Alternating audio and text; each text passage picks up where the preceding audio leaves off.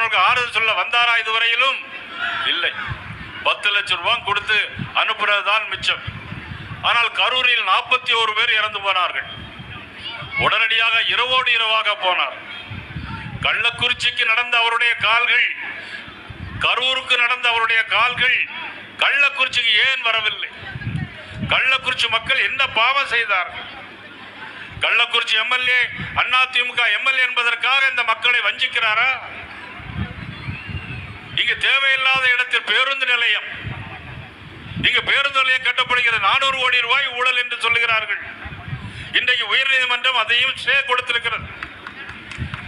அதிமுக மாவட்ட செயலாளர் சொல்லுகிறார், முன்னாள் அமைச்சர் சொல்லுகிறார், உயர்நீதிமன்றம் இன்றைக்கு ஸ்டே கொடுத்திருக்கிறது.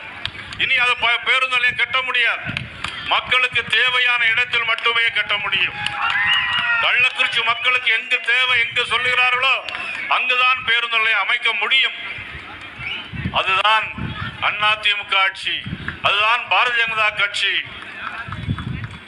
பாரத பிரதமர் நரேந்திர மோடி அவர்கள் ஏழைகளுக்காக பல்வேறு திட்டங்களை தந்திருக்கிறார்கள். ஒன்றுமே தரலை, ஒன்றுமே தரலை என்று சொல்லுகிறார்.